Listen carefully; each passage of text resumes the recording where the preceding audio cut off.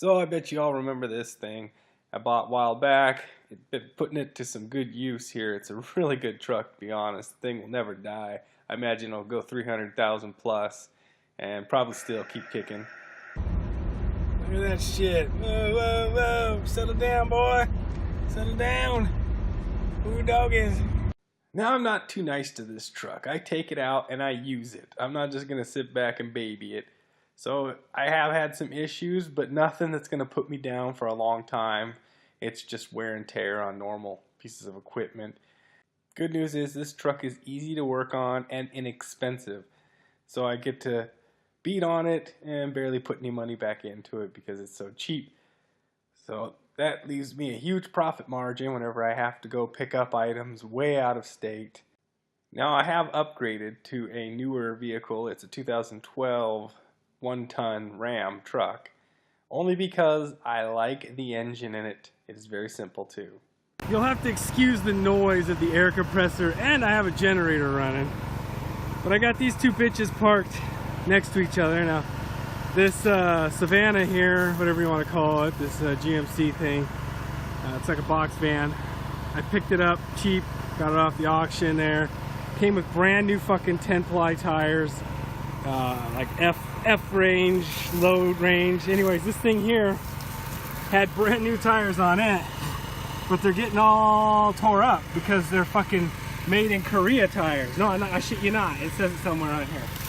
It's like made in Korea.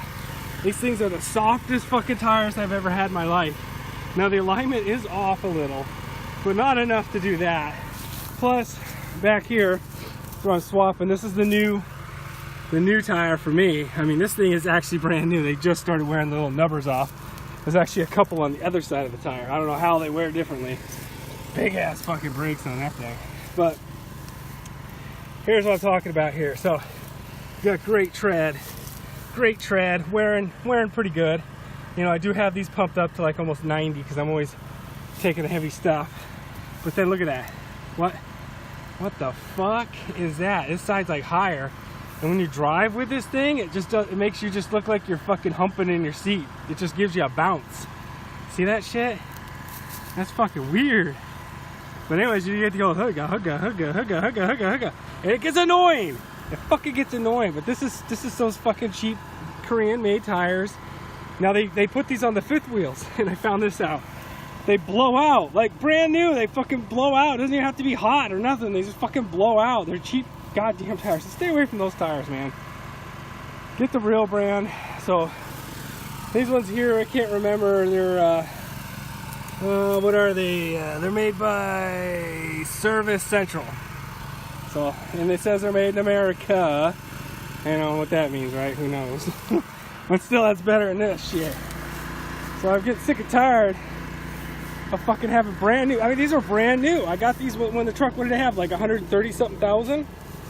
Now the truck has close to 170. I mean, it shouldn't be failing like that. This could have been from overloading it. I have had, in fact, hang on. So I have had extreme amounts of weight on the back of this truck. I've had 8 tons, believe it or not, 8 tons on the back. I've had 10,000 pounds. I've had 14,000 pounds, you name it. But 8 tons was the record that I got officially. And this is a 7,000 pound capacity. Now there is an 8,000, but I ended up just getting this one. I didn't really look at the capacity. Now this is a 2 5/16. Look at that. Yeah, I fucked that up. That's extreme. I mean, if you guys want to carry that much weight, crazy, especially in this little tiny truck. I mean, oh, fuck it, you know. This truck actually, believe it or not, this 6.5 liter turbo has proved its worth. 520 plus miles to the gallon. I get 520 documented, and I have to pull in and fill up because I don't know how much further that needle could go to E. And then I fill it up, so it's 520 is what I usually go, and it's badass. So it's ugly. It's a sleeper. I fill it up with whatever diesel's the cheapest. I don't care if it's off-road or not, because again, nobody ever questions this truck. They think it's just a standard, you know, 5.7 liter piece of crap 350 in it, and they don't even give it a second glance. Here's some U-ship jobs, one of my side projects I do. I wanted to see if you guys wanted more of these. I can get more. I have had some bad and good experiences, but the bads are always funny. This press, I was told, only weighed 5,000 pounds. My trailer's rated for 5,500, so I figured no problem. Well, turned out when I scaled it, it weighed 8,000 pounds because I wanted to know why it was flattening my trailer. So this little tow truck shows up first and cannot pick up the load because it doesn't have a high enough stinger. So we have to wait another hour for a very large wrecker to show up. And that's this one here that you've been seeing. Now, I don't like to be the boss or anything like that and get in the way, but I felt like I really needed to, but I did not. I let the tow truck driver make all the decisions, which turned out to be okay, but the way he lifted it kind of teeter-tottered, and I didn't like that. After he got it into the air, I decided to back under it to make it more easier for him, and that showed the weight right there when it got on the trailer.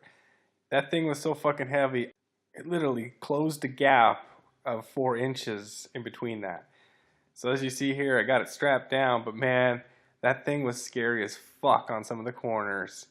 This is what I had to pick up after I dropped off the press. A golf cart I won off the internet, and a Audi A6 in the back with those weird backup cameras.